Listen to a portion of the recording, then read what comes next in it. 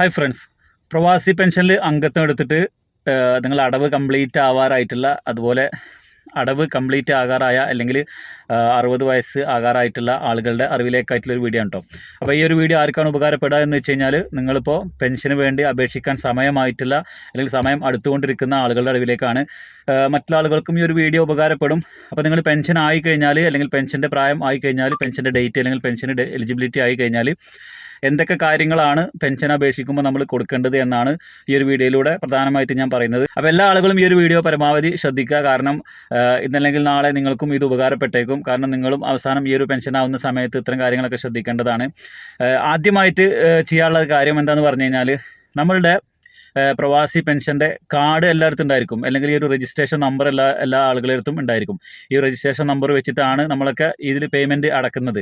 അപ്പോൾ ഈ ഒരു രജിസ്ട്രേഷൻ നമ്പർ മാത്രം പോരാ, നിങ്ങളുടെ പ്രവാസി വെൽഫെയർ പെൻഷൻ വെബ്സൈറ്റിലെ യൂസർ നെയിമും പാസ്വേഡും നിങ്ങൾ നിർബന്ധമായിട്ടും അറിഞ്ഞിരിക്കണം. ഒന്നാമത്തെ കാര്യം. കാരണം നമ്മൾ പെൻഷൻ പ്രായം എത്തിക്കഴിഞ്ഞാൽ പെൻഷന് വേണ്ടി അപേക്ഷിക്കണമെങ്കിൽ നിങ്ങളുടെ യൂസർ നെയിമും പാസ്വേഡും വെച്ചിട്ട് നിങ്ങളുടെ വെബ്സൈറ്റ് മുഖാന്തരം മാത്രമാണ് നിങ്ങൾക്ക് പെൻഷന് അപേക്ഷിക്കാൻ വേണ്ടി പറ്റുള്ളൂ. അപ്പോൾ നിർബന്ധമായിട്ടും നിങ്ങളുടെ യൂസർ നെയിമും പാസ്വേഡും അറിഞ്ഞിരിക്കണം. യൂസർ നെയിം നിങ്ങളുടെ ഇമെയിൽ ID അല്ലെങ്കിൽ നിങ്ങൾ രജിസ്റ്റർ ചെയ്തിട്ടുള്ള മൊബൈൽ നമ്പർ ആയിരിക്കാം. ഈ രണ്ടും നിങ്ങൾക്ക് അറിയാമെങ്കിൽ പാസ്വേഡ് നിങ്ങൾക്ക് വളരെ ഈസിയായി റീസെറ്റ് ചെയ്തിട്ട് വെബ്സൈറ്റിലേക്ക് എൻ്റർ ആവാൻ വേണ്ടി പറ്റും.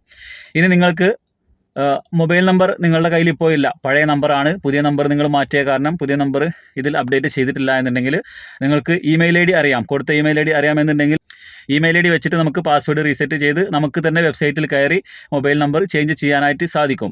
ഇത് നിങ്ങൾക്ക് ഇമെയിൽ IDയും അതുപോലെ തന്നെ മൊബൈൽ നമ്പറും അറിയില്ല എന്നുണ്ടെങ്കിൽ പ്രവാസി വെൽഫെയറിൻ്റെ മൊബൈൽ നമ്പറിലോ അല്ലെങ്കിൽ ഇമെയിൽ IDയിലോ നമ്മൾ റിക്വസ്റ്റ് അയക്കണം. നമ്മളുടെ ഡീറ്റെയിൽസും കാര്യങ്ങളൊക്കെ കൊടുത്തിട്ട് എൻ്റെ നമ്പർ ഇതല്ല, അല്ലെങ്കിൽ എൻ്റെ മെയിൽ ID ഇതല്ല, അതുകൊണ്ട് ഈ മെയിൽ IDയും നമ്പറൊക്കെ ചേഞ്ച് ചെയ്ത് തരണമെന്ന് പറഞ്ഞ് റിക്വസ്റ്റ് അയച്ചു കഴിഞ്ഞാൽ അവരത് ചേഞ്ച് ചെയ്ത് തരും. അപ്പോൾ ഒന്നാമത്തെ കാര്യം നമ്മളുടെ യൂസർ നെയിമും പാസ്വേഡും അറിഞ്ഞിരിക്കുക എന്നുള്ളതാണ്. ഇനി രണ്ടാമത്തെ ഒരു കാര്യം എന്ന് പറയുന്നത്, നിങ്ങൾ പെൻഷന് കൊടുക്കുന്നതിന് മുന്നായിട്ട് നിലവിൽ നിങ്ങളുടെ പാസ്പോർട്ടിലെയും ആധാറിലെയും അതുപോലെ തന്നെ നിങ്ങൾ പെൻഷന് വേണ്ടി അപേക്ഷിക്കുമ്പോൾ നാട്ടിലെ ഒരു സാധാ SBI അക്കൗണ്ട് ആവശ്യമാണ്. NRI അക്കൗണ്ട് പറ്റില്ല. NRO അക്കൗണ്ട് ആയാലും കുഴപ്പമില്ല, കാരണം നാട്ടിൽ നിന്ന് ക്യാഷ് ഇടണമെങ്കിൽ NRI അക്കൗണ്ടിൽ പറ്റാത്തത് കൊണ്ട് NRO അക്കൗണ്ടും കുഴപ്പമില്ല, അല്ലെങ്കിൽ നാട്ടിലൊരു സാധാ SBI അക്കൗണ്ടും കുഴപ്പമില്ല. ഈ രണ്ടാമതൊരു അക്കൗണ്ട് ആയിരിക്കണം. പക്ഷേ പ്രധാനമായിട്ടും നിങ്ങൾ ശ്രദ്ധിക്കേണ്ട ഒരു കാര്യം, നിങ്ങളുടെ പാസ്പോർട്ടിലെ പേരും പ്രവാസി വെൽഫെയറിൽ കൊടുത്തിട്ടുള്ള പേരും ആധാറിലെ പേരും ഈ അക്കൗണ്ടിൻ്റെ പാസ്ബുക്കിലെ പേരും ഒന്നായിരിക്കണം. ഇത് മൂന്നിലും മിസ്മാച്ച് വരാൻ പാടില്ല. ഇത് മിസ്മാച്ച് വന്നു കഴിഞ്ഞാൽ പിന്നീട് നമ്മൾ വില്ലേജ് ഓഫീസിൽ പോയി 1 and same സർട്ടിഫിക്കറ്റ് സമർപ്പിക്കേണ്ടതായിട്ട് വരും. അപ്പോൾ നിങ്ങൾ പെൻഷൻ്റെ ഡേറ്റ് ആവുന്നതിന് മുന്നേ, അല്ലെങ്കിൽ പെൻഷൻ പ്രായം എത്തുന്നതിന് മുന്നേ തന്നെ ഇത്തരം കാര്യങ്ങളൊക്കെ ഒന്ന് ശ്രദ്ധിച്ചു വെക്കുക.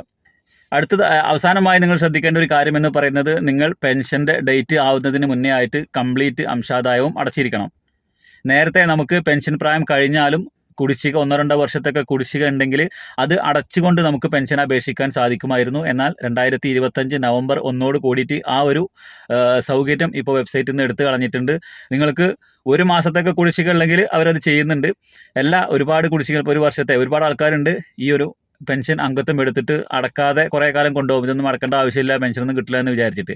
എന്നാൽ ഒരു പെൻഷൻ പ്രായം എത്തിക്കഴിഞ്ഞാൽ പലർക്കും പെൻഷൻ കിട്ടി തുടങ്ങിയിട്ടുണ്ടല്ലോ. അപ്പോൾ അത് കണ്ടിട്ട് ഇവർ വിചാരിക്കും, ഓക്കെ എല്ലാവർക്കും പെൻഷൻ കിട്ടുന്നുണ്ട്, എന്നാൽ ഇപ്പോൾ ഞാനും അടച്ചിട്ട് പെൻഷൻ ഒരുമിച്ച് അടച്ചിട്ട് എടുക്കാമെന്ന് വിചാരിക്കും.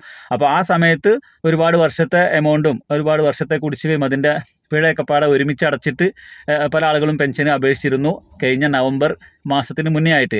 എന്നാൽ കഴിഞ്ഞ നവംബർ മാസം 1 മുതൽ നമുക്ക് കുടിശ്ശിക ഉണ്ടെങ്കിൽ പെൻഷനുള്ള അർഹതയില്ല. ഈ ഒരു തീരുമാനം ബോർഡിൻ്റെ നേരത്തെ ഉള്ള തീരുമാനം തന്നെ ആയിരുന്നു. കൊറോണ വന്ന സമയത്ത് ബോർഡ് ഒരു ഇളവ് കൊടുത്തതായിരുന്നു. ആ ഒരു ഇളവ് വീണ്ടും ഒഴിവാക്കിയിട്ടുണ്ട്. അപ്പോൾ 2025 നവംബർ 1 മുതൽ ഇനി നിങ്ങൾ പെൻഷൻ പ്രായം ആയിക്കഴിഞ്ഞാൽ, അല്ലെങ്കിൽ പെൻഷൻ പ്രായം ആവുന്നതിന് മുന്നേ ആയിട്ട് നിങ്ങൾ അടക്കാനുള്ള എല്ലാ എമൗണ്ടും അടച്ചിരിക്കണം. എങ്കിൽ മാത്രമാണ് നിങ്ങൾക്ക് പെൻഷന് അപേക്ഷിക്കാനായിട്ട് പറ്റുകയുള്ളൂ. നിങ്ങൾ പെൻഷൻ പ്രായം എത്തുന്നതിന് മുന്നേ നിങ്ങൾ നിലവിലുള്ള കുടിശ്ശികയും അതുപോലെ തന്നെ പിഴയും മൊത്തം അടക്കാനുള്ള തുക അടച്ചു തീർത്തു എന്ന് ഉറപ്പുവരുത്തുക.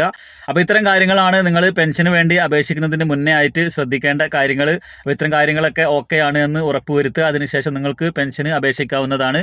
പെൻഷന് അപേക്ഷിച്ച് കഴിഞ്ഞാൽ നിലവിലെ സാഹചര്യത്തിൽ 6 മുതൽ 8 മാസം വരെയാണ് വെരിഫിക്കേഷൻ കാലാവധി ഇപ്പോൾ നിലവിലുള്ളത്. അപ്പോൾ എന്തായാലും ഒരു വീഡിയോ നിങ്ങൾക്ക് ഉപകാരപ്രദമായി വിചാരിക്കുന്നു. പരമാവധി ആളുകളിലേക്ക് വീഡിയോ ഷെയർ ചെയ്ത് കൊടുക്കുക. എന്തെങ്കിലും സംശയം ഉണ്ടെങ്കിൽ താഴെ കമൻറ്റ് ചെയ്യുക. പ്രവാസി വെൽഫെയർ പെൻഷൻ ഓർക്കുക. ID പുതുക്കാനും പുതിയത് എടുക്കാനൊക്കെ ഉണ്ടെങ്കിൽ നിങ്ങൾ താഴെ കൊടുത്തിട്ടുള്ള നമ്പറിൽ ബന്ധപ്പെടുക.